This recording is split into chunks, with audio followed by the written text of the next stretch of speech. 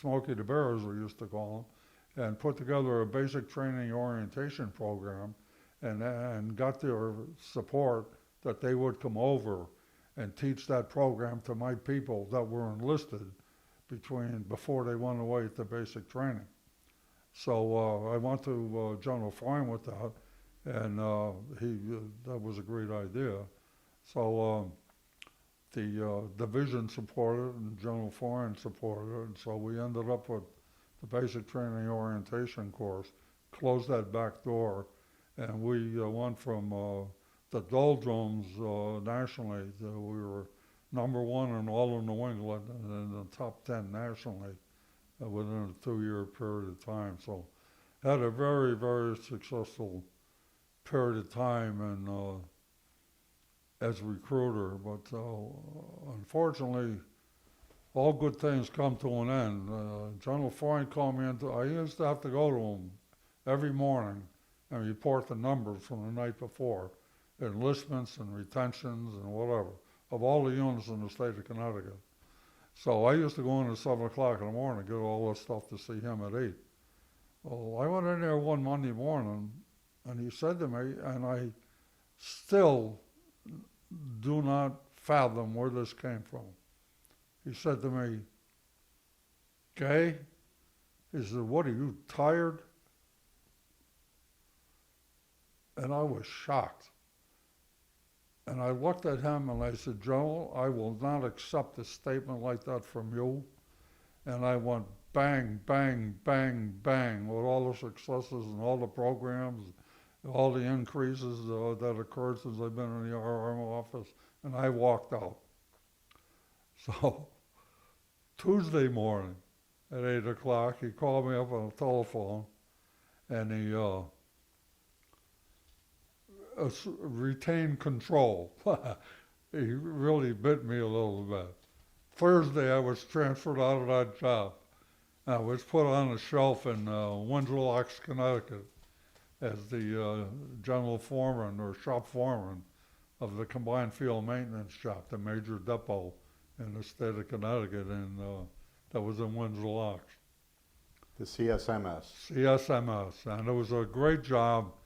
So do you have any idea what was behind that? Because here you had these huge successes with tuition free and losing the attrition between enlistment and reporting for basic training? No idea. And when I was Adjutant General, I called Freund up. And we used to pray because he was an anathema. Nobody associated with him anymore. And I thought that was wrong. And I called him up. We used to go out to dinner about every 3 months out in Avon. And he still never told me what that was about. But the job in Windsor Locks was super because the personnel were so qualified that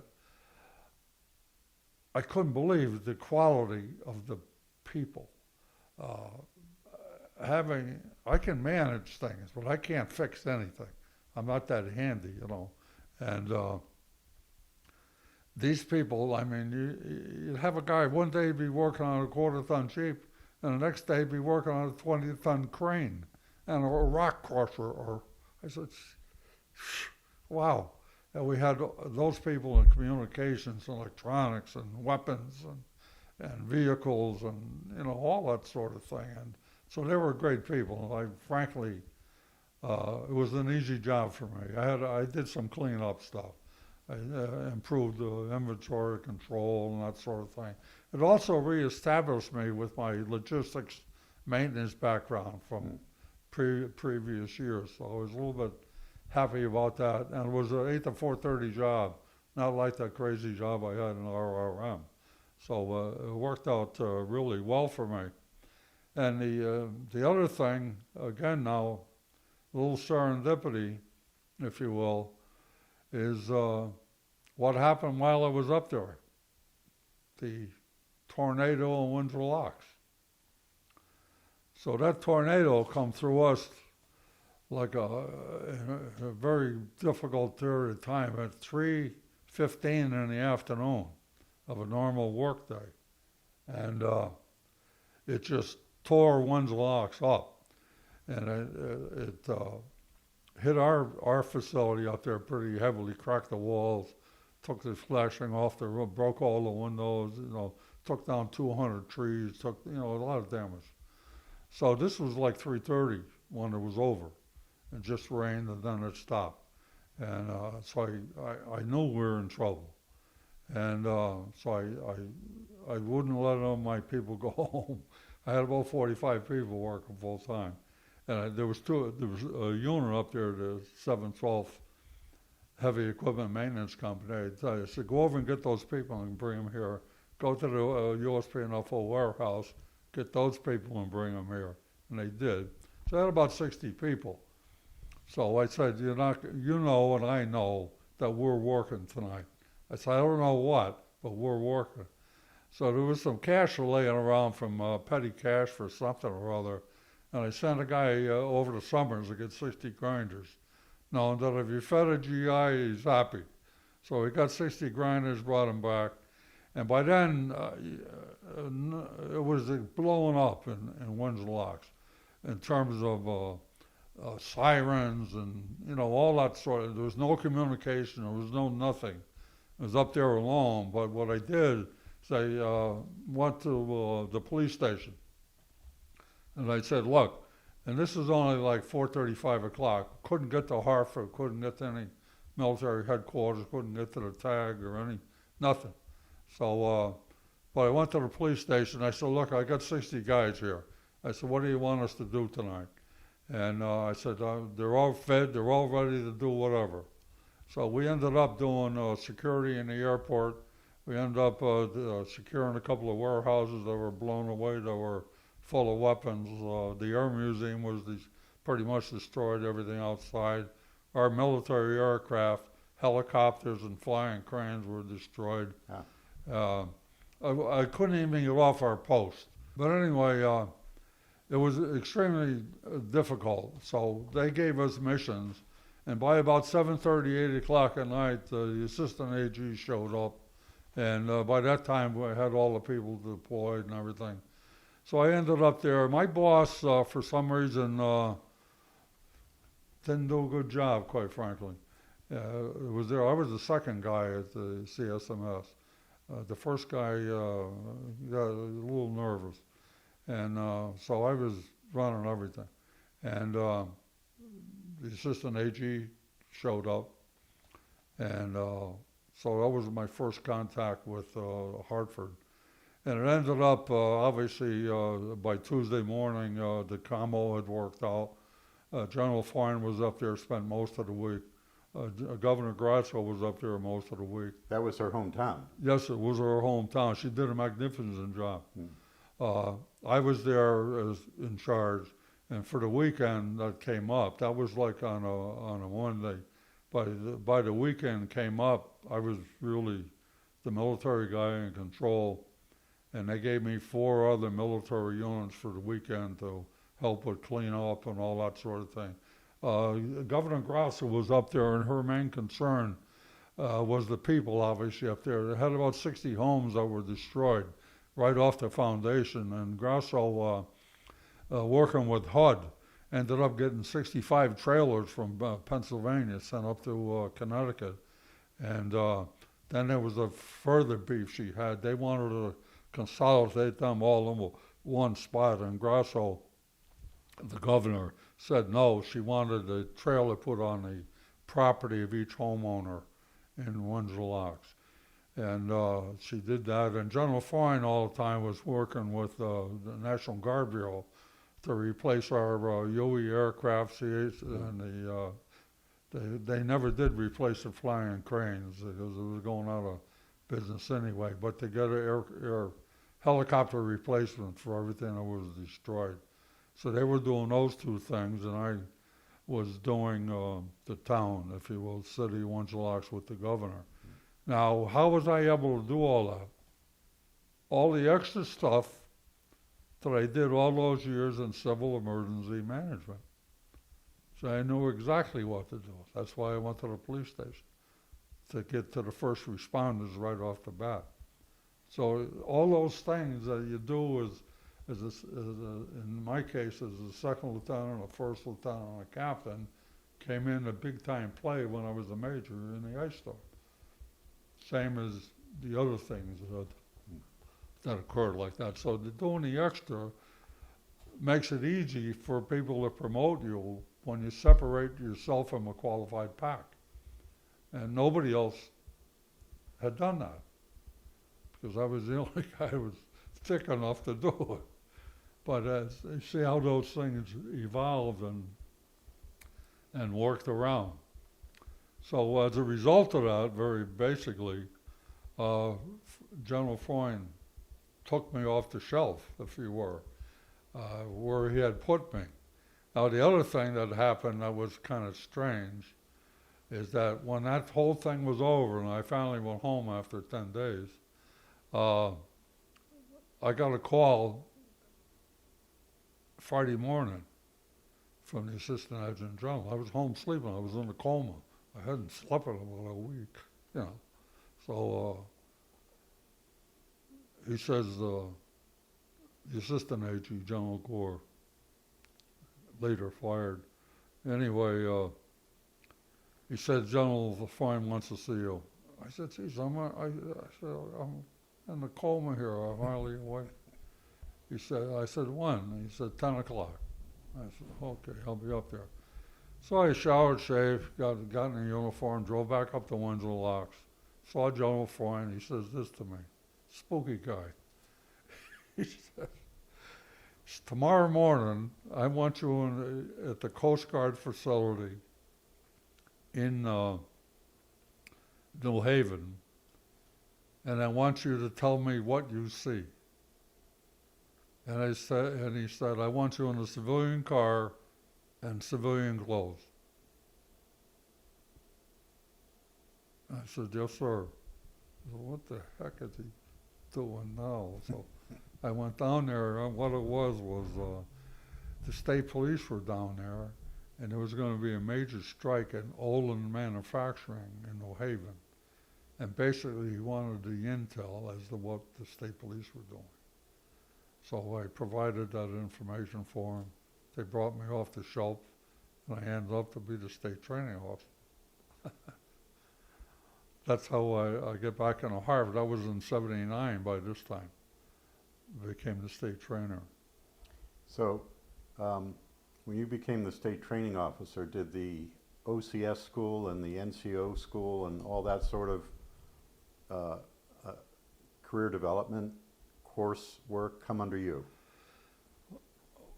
Yes, and a fine word. I was a state training officer as a major. I got promoted on, and there was a second major that was in the office, and we were under a colonel, G3, Plans, Operation, and Training, Ed Madigan, who also, by the way, won a Medal of Valor, State Medal of Valor in 1955 in the floods when he dove off a truck and into the water to save a baby. So he was a G3 at the time, and I was there as one of the two majors. Now, I was a state training officer, so my job was training-oriented, and we had a wonderful, wonderful staff in that office. But what happened is the second major happened to be the RRM that Freund fired. Oh, and put you into it. Yeah. Yeah, that's where he moved him for Recruitment RRM. and retention manager. Yeah, and his job basically under the three was the supervision of the OCS NCO school. Now, he was still average or less. So the G3 said, because of my background with OCS, he wanted me to also to manage the OCS program, which I did. So that was kind of a busy time because I was doing two jobs. But one of them I had a great background in already, the OCS.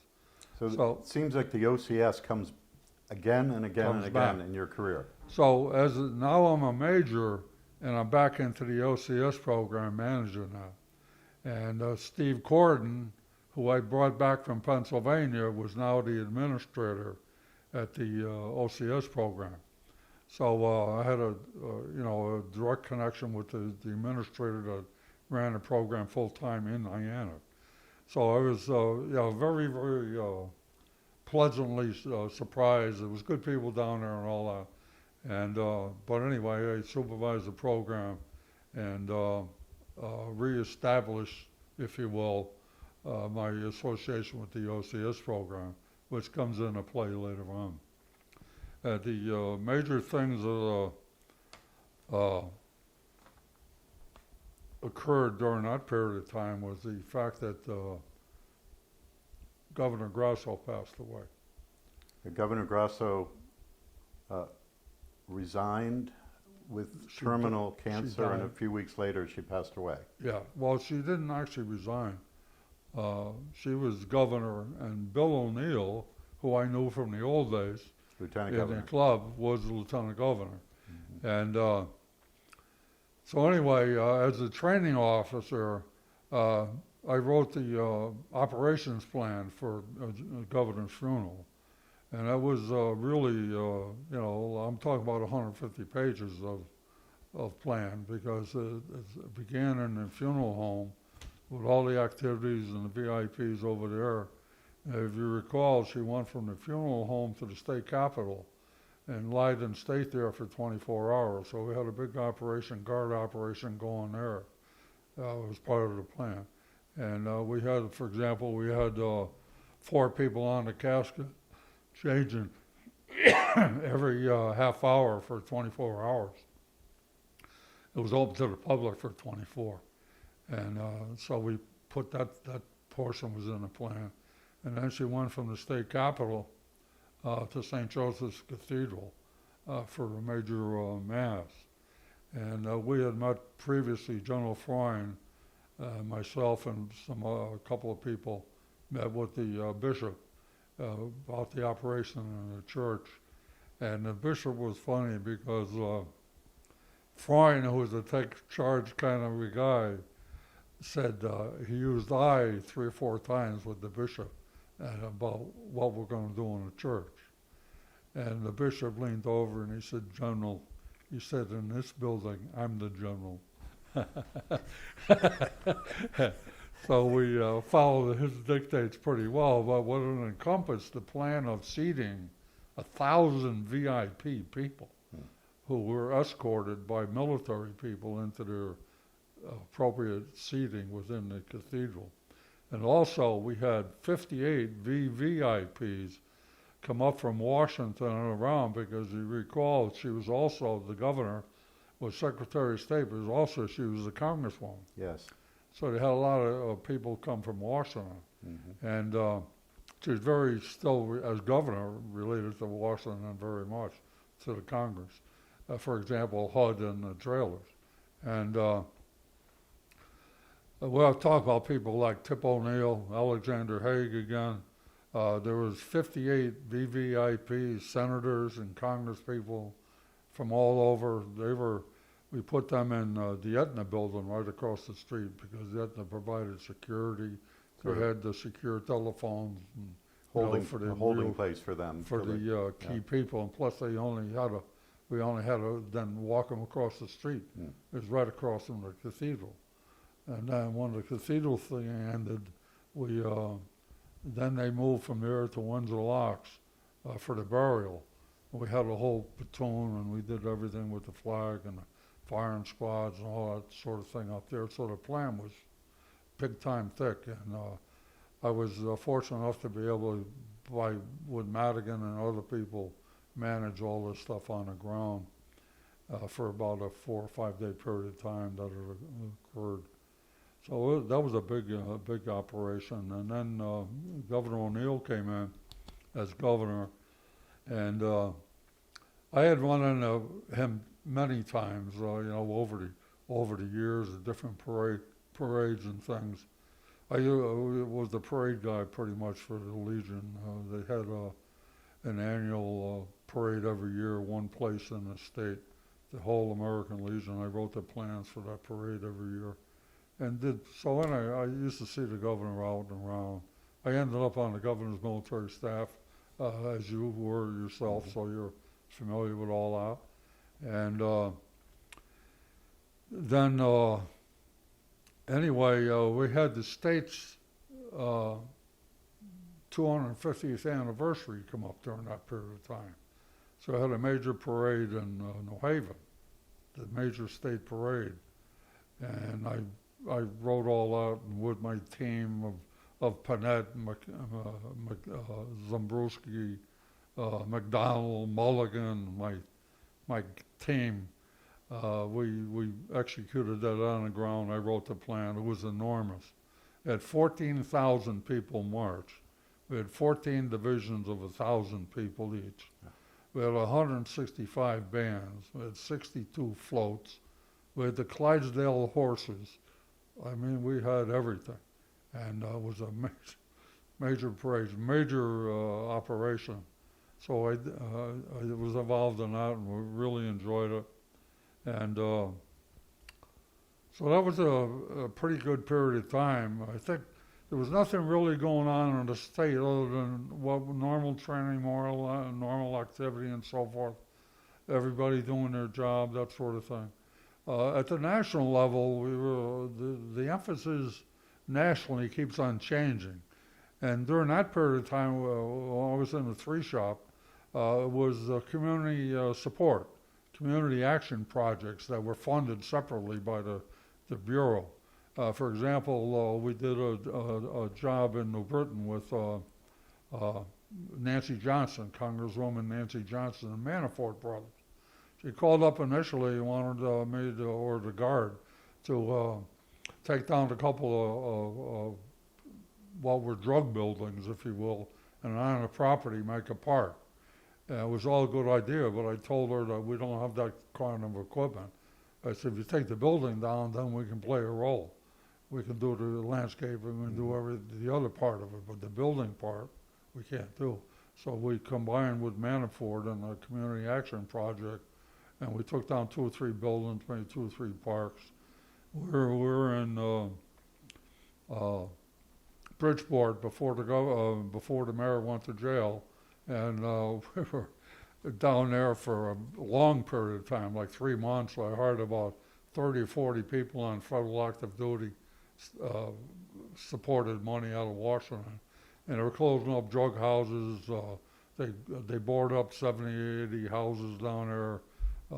We worked with the state DOT, the state police, the local places, the mayor's office, and I had people down there. I say I mean, because I was they gave me that as an assignment. I was working for Madigan still.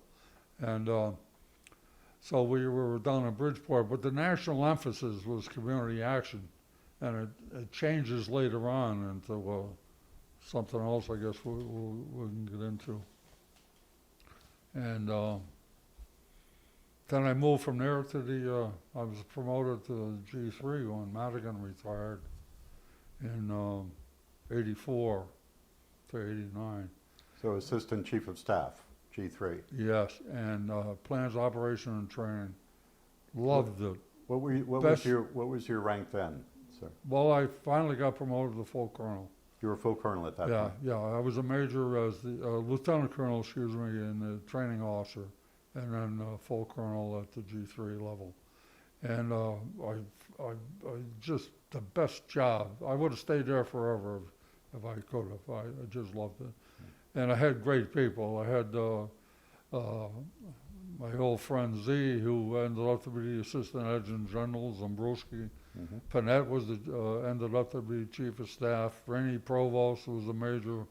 CW4 Billy Mulligan, funniest guy and most school guy I ever met. Command Sergeant Major McDonald. They were the key guys in that office, and they could do anything. And they would work on doing anything. In addition to the full-time people that you had in the office, had the part-time sections. And within that part-time section was the what they call the liaison officers to the Adjutant General, but they were all under the 3 shop. And I had an active Army liaison officer. I had one from the Navy, I had one from the Air Force, and I had one, and the only one in the United States, the Coast Guard. So I had a full L-on-O thing. And then in addition to that, the major change in the National Guard nationally and in Connecticut was the active Army came up with a program called Capstone. And under the Capstone alignment, what occurred, the change was this, is that every unit in the Connecticut National Guard was assigned to an upper-level Army headquarters. So they know exactly who they were going to be with if they were ever mobilized. So in order to make that connection work and to be effective in that, Capstone gave a tremendous amount of money was available, tremendous amount of training and travel available, tremendous amount of new equipment right off the production lines were coming to the Guard. And what the difference was, instead when a unit went overseas for training, for example, 2-week summer camp, they would go as a full unit.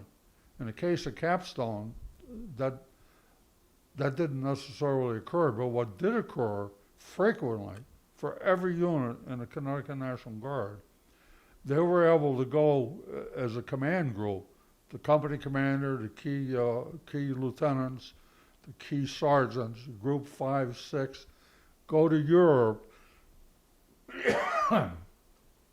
meet their upper headquarters, take their operations plan, go to the ground and know what their mission was, walk their mission area, and be familiarized and trained in that area. And that happened throughout the National Guard, the United States. But it was in Connecticut, so our people were traveling all the time. I say our people, the unit commanders and their missioning were traveled all the time. Both the units of the brigade, the units of aviation, the separate units like MPs and engineers and aviation, same thing. And they were participating in national exercises with the military all the time. And it came to the point after years that I was in Italy one time talking to a 2-star commander that commanded both Guard and Reserve forces and active Army forces in the logistics support area. And he said that what's difficult for him, that 85% of the forces he commanded was in the Guard and Reserve. And he said, what's worse, he says, now you guys are also the institutional memory because you stay there and my people are transferred every year or two. So we had units like the 238th SNS Battalion, Colonel Paul McCullough, outstanding officer, had been in Turkey and Greece in exercises 4 years in a row and knew more than the whole general staff about the exercises. Well, there was a tremendous leap up in training. That was when the Guard went from basically the weekend warrior into the business because they were given all this, and that was in the mid-'80s it occurred, and obviously it paid great dividends. So in terms of operating in the office, I had 100 things going on. It was unbelievable. The liaison officers, for example, were putting together the Thames Riverbank security plan. I came across that because I was in during a big Coast Guard naval exercise. They camped out in our facilities in Diana. And I heard the guys talking, about the exercise and everything, and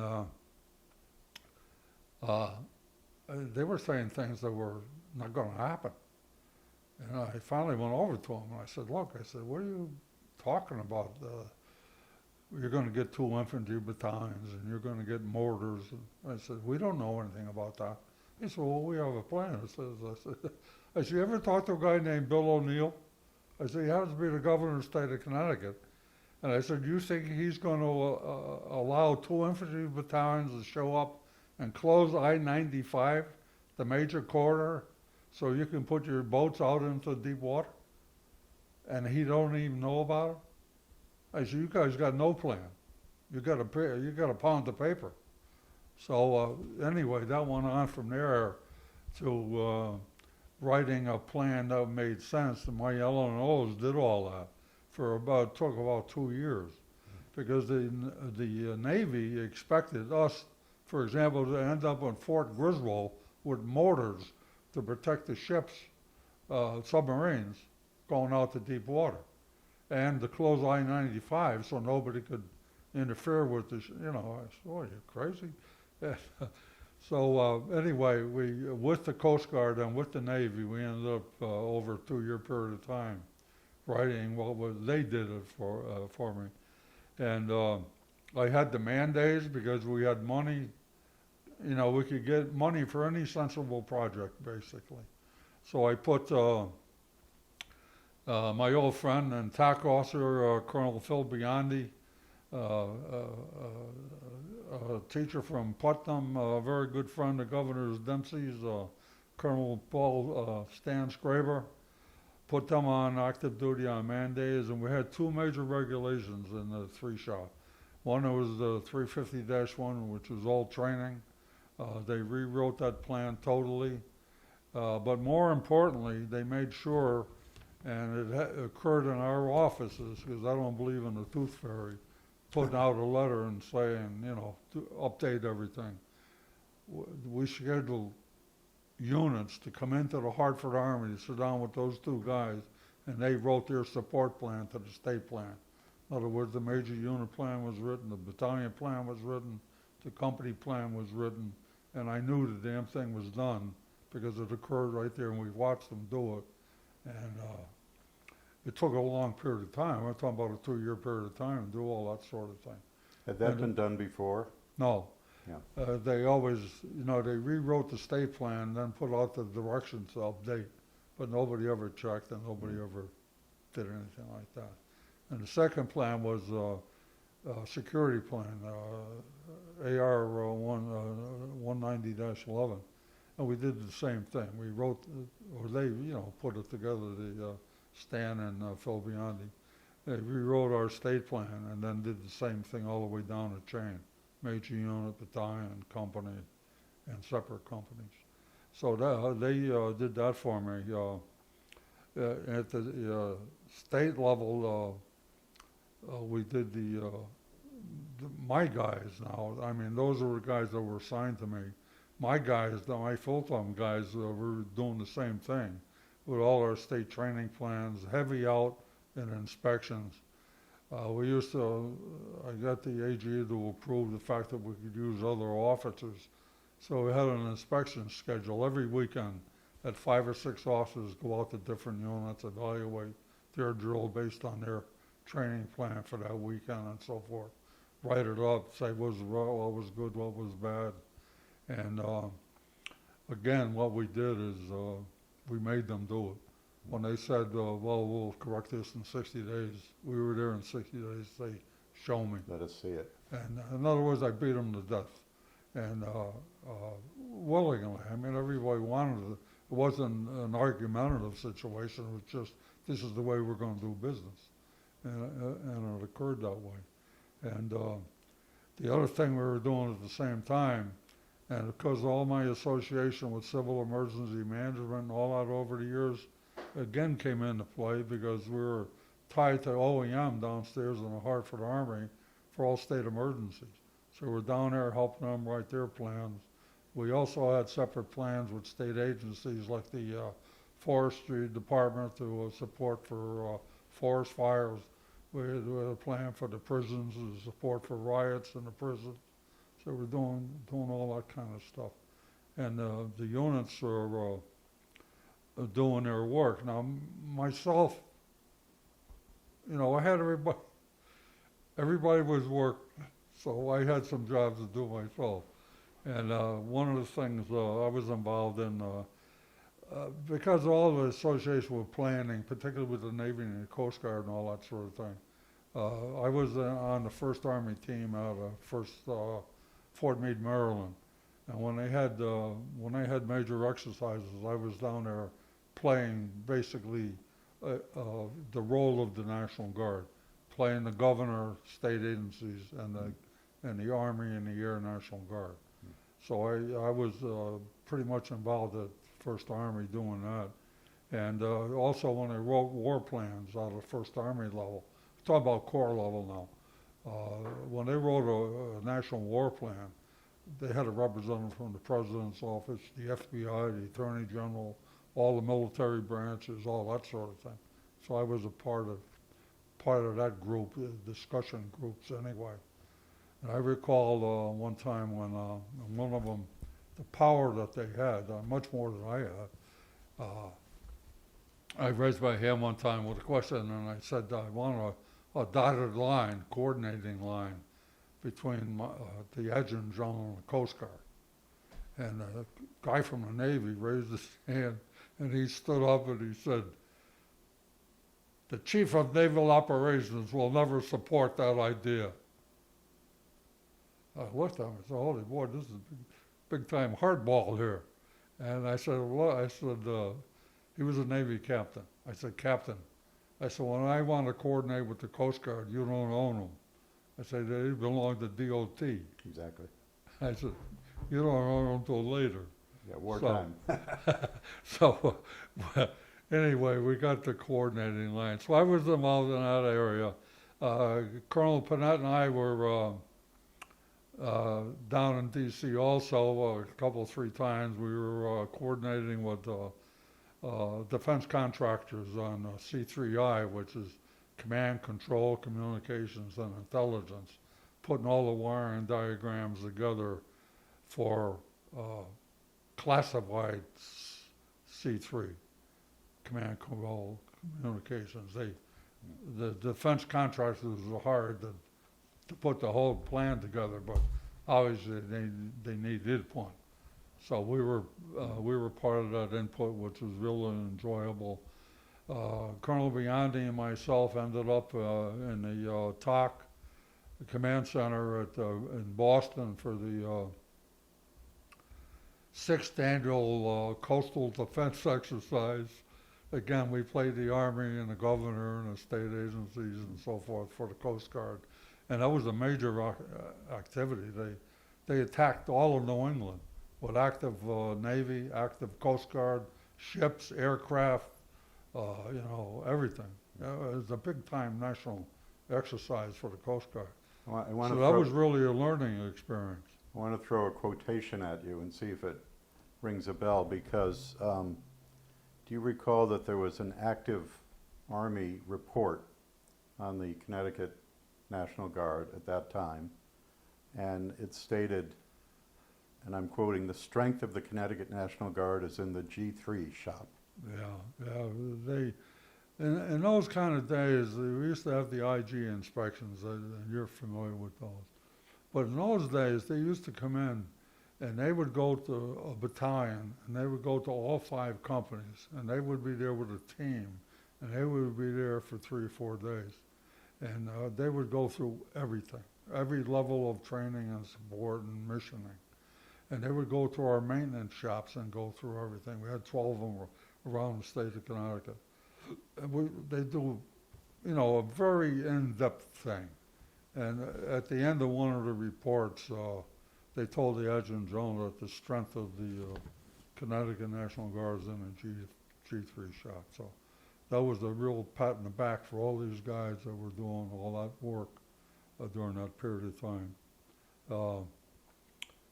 So the very important thing comes up again while I was G3. And that is, at the national level, they made the Bureau, they made the decision to consolidate OCSs, the OCS programs, because they used to have one in every state. And some states are not simply big enough to have an OCS program. They didn't have enough candidates. They didn't have enough graduates. So what the rule was is you had to have 100 graduates in order to have an OCS program. So New York had over 100 at Camp Smith.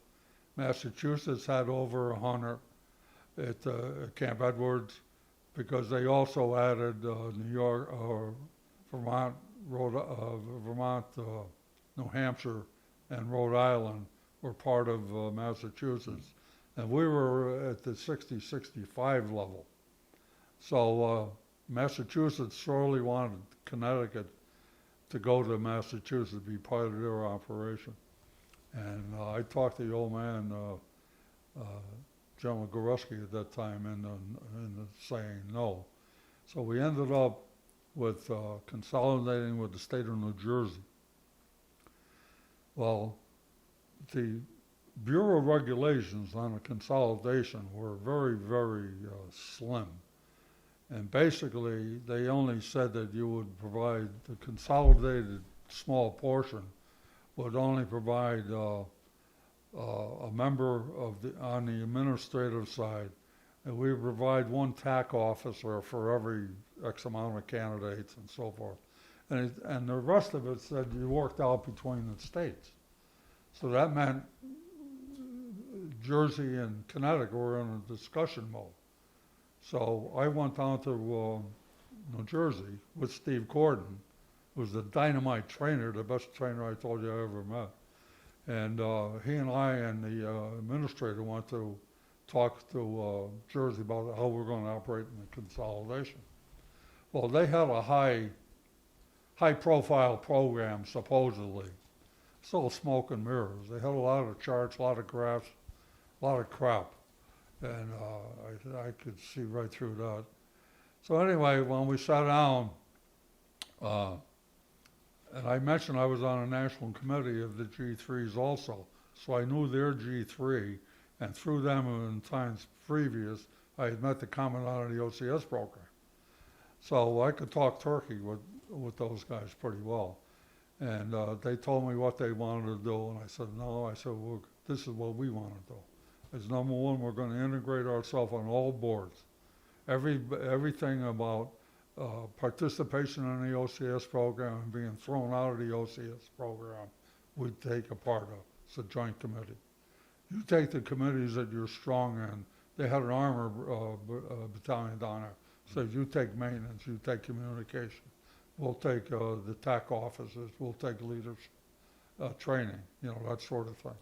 We worked it all out. So after about 4 days of war, we came to an agreement, and they did agree with all that. And then I dropped a bomb on them. And after we were all shaking hands and all that stuff, and I said, the next year you come to Connecticut.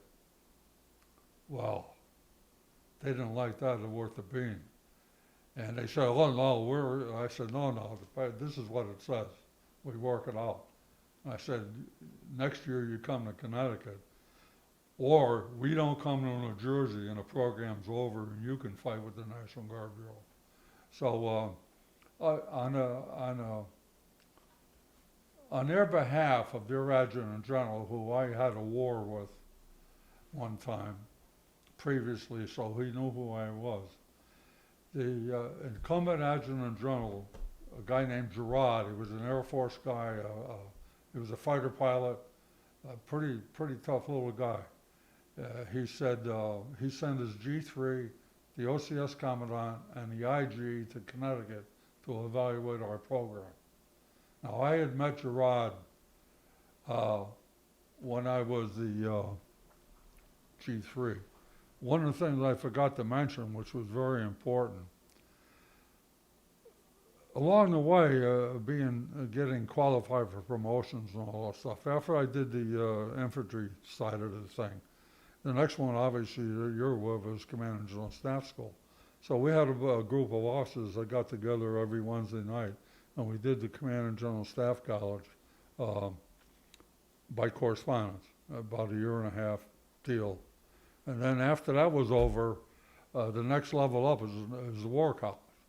So, but there was at the national level, there was a National War College, which is the 1-year resident program, and that was the top school in the United States military. The second one is the industrial colleges of the armed forces, followed by the war colleges, Army, Navy, Air. All right, so I said, I want to get another separator between me and all my contemporaries. So I went for 2 years to with the USAR in the evenings for 2 years on a Monday night. and I took the industrial college of the armed forces and got qualified for that. So I was a big-time guy on education. But I had never went to college because I was full-time. I was doing everything. I couldn't go to college. I was employed, and I was doing all these things. So I said to Roy Panett, when he was in the 3 shop with me, and I said, one of these days the National Guard Bureau is going to require National Guard officers or reserve officers to be college graduates. And I said, this is what I want you to do. Go up and, I had connected with this guy before. He's the president of Eastern Connecticut State College. We did some youth programs with him. So I sent Roy up to see their people. And basically I said what I wanted Eastern Connecticut State College to come to the Hartford Armory to open up an off-site location for Hartford area for education, and for all our guardsmen to be able to go, and anybody in the area, because it's an open thing. But we're the landlord, so it's a good deal for Eastern because it doesn't cost you any money, and every tuition payment is profit, because I'm the landlord, or I wasn't at that time, but the AG was. So they decided to give me one shot, and they had an intersection in the winter called World War II music. So that was the first course they were going to teach the National Guard. So we had about 18, 20 people that wanted to participate. So they came down, did the program, and we just blew their doors off. I know a couple of nights we were going to show movies, different World War II things. And so we brought in a popcorn machine. It was only a 2-week course. We had a major graduation party. We gave out plaques to the instructors.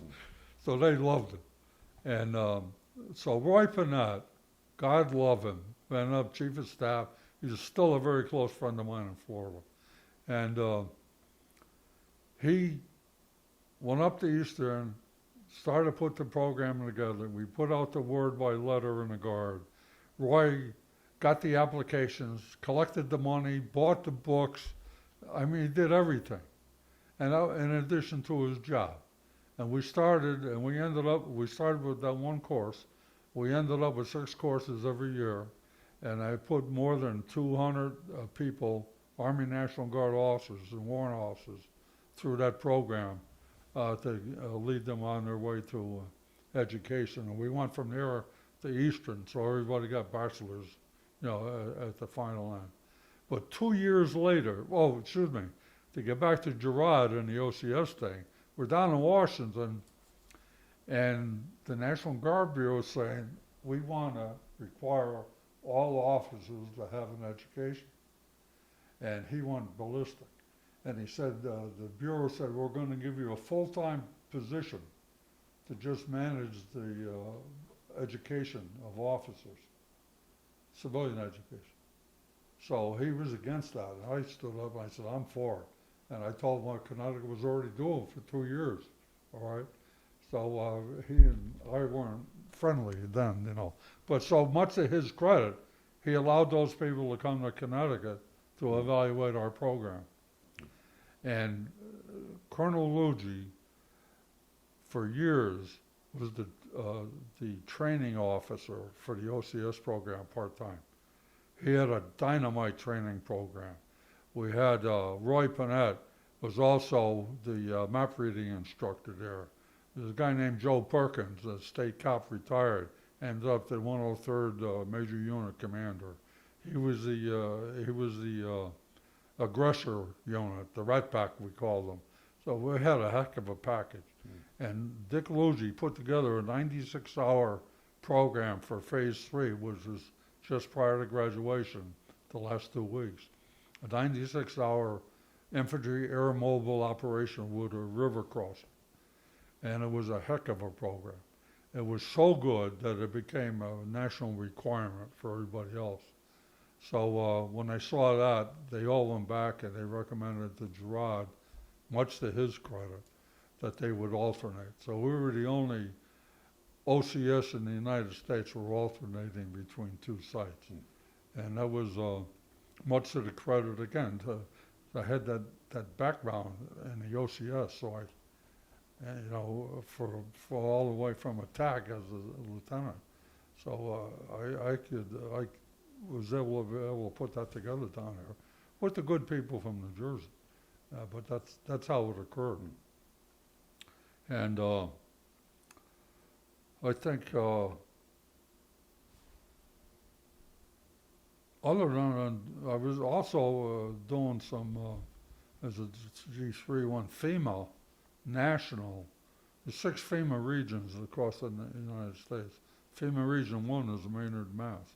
Anytime they had a national program, national exercise, I was a part of that exercise in Maynard, Mass. Again, playing the governor and state agency and all that sort of thing. So, I was doing all that kind of stuff where my people were working their butt off, but it was all coming together. So I just thoroughly loved that job. And you were in that job for a good 5 or 6 years, weren't you? Yeah, 84 to 89. Okay. And then the next thing was the USPNFO job. Property and Fiscal Officer. United States Property and Fiscal Officer, which is a very meaningful position, was active duty 06 position, appointed by the Secretary of the Army. The key was you had to be approved by the governor. So Goreski was the Adjutant General at that time, and he would not have put my name forward. He would have put Colonel Bob DeVoe's name forward, who was eminently qualified for the position. Now, unknown to me was that procedure. I wasn't interested in it. I had the best job in the state. Governor O'Neill, my old buddy from the anniversary parade and all the other activities, told Goreski to submit my name, and I didn't know. So anyway, next thing you know, I'm appointed USPNFO, much to Bob DeVoe's chagrin. He quit. He was going to quit. And we were down in Yannick when Goreski did a very poor job of informing everybody. Embarrassed Bob DeVoe in front of the whole staff by not selecting them, And with no forewarning on my part or his part, he just announced I was going to be the USPNFO. And I shot right up to Hartford to grab Bob DeVoe, who was packing his bag to quit. And I said, Bob, don't do that. Don't do that. Stay with me on this job. We'll knock it out of the park together. And I said, I guarantee you'll be the next USPNFO. And fortunately for me, Bob stayed. And so I, again, had good people. DeVoe stayed, had Major Joe Guzzo up there, Major Billy Hogan in charge of logistics. Guzzo was in charge of the money side, the comp side. Had great warrant officers in Baldino and Tatro, and just a great staff. And it allowed me to, again, to do other things. Not knowing anything about the full responsibility of USPNFO, I grabbed the regulation and looked at what are the responsibilities. And one of them jumped out to me. One of them said I was responsible for all the environmental programs within the National Guard. Well, there were no environmental programs in the National Guard. So that surprised me a little bit. So anyway, I also had to do a lot of schooling. I went to, in my military career, I looked at it the other day. I have my records here. Over the period of time and all the activities I got involved in, not including the industrial colleges of C&GS, I went to 31 different schools. I mean, I was schooled in everything. And this new group was things like I had to become a certified contracting officer, federal contracting officer. So I went down to Fort Lee, Virginia twice, once for the basic course a month, second time for the advanced course for a month before I got certified. Being certified, I could sign federal contracts up to $10 million. Is that the quartermaster school there at Fort Lee? Fort Lee, Virginia, yes. Yeah. That's where they had the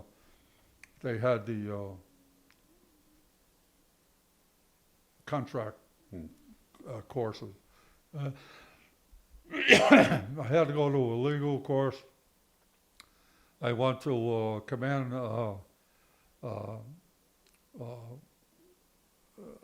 I think altogether there was about 6 or 8 of them that I had to go to. One of them turned out, I'll mention later, is I had to be a controller, had to be certified as a controller. So I went to Montgomery, Alabama for a month or so.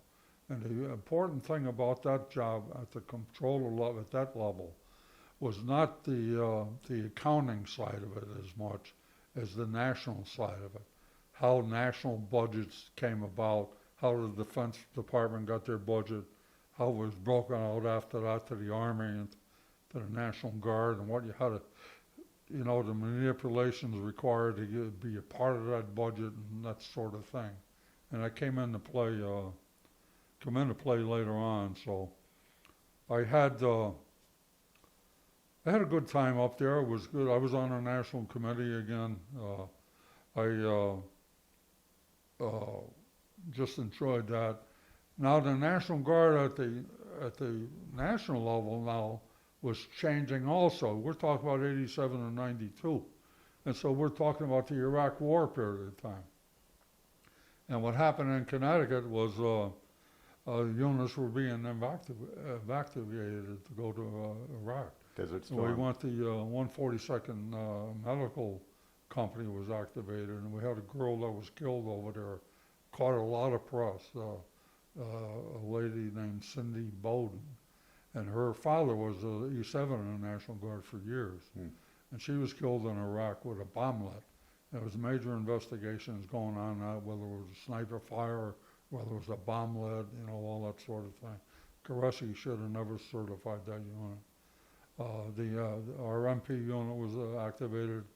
We had a nurse detachment that was activated. They went to Walter Reed Hospital. I had a dozen nurses in a little detachment up here. And they activated the AVCRAD, which is the Aviation Repair Facility in Groton, Connecticut. They're responsible for repairing all aircraft, Army aircraft east of the Mississippi. It's one of 3 in the United States, and we have one in Groton. And so that was quite funny, because I was the OSPNFO at the time. And I went down there to a briefing. They sent a 1-star in there, along with his staff and everything, to brief us, the AVCRAD people, tell them how they're going to operate. Because the AVCRAD went under an active Army unit headquarters out of Maryland, and then they had an upper. So they came to brief us and everything and tell us how important they were and everything, and that the National Guard is under their total control, which we had no problem with, because that was part of being mobilized.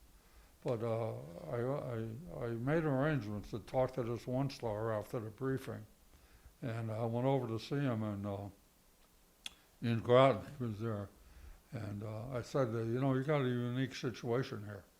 I said, normally if you're a rifle company and you get activated, you go with the rifle company, you go to the upper headquarters, there's no argument on who's responsible. You have total command and control. I said, that's not the issue. I said, you know what happens with the AVCRAD? I said, you take control, but they're in Connecticut.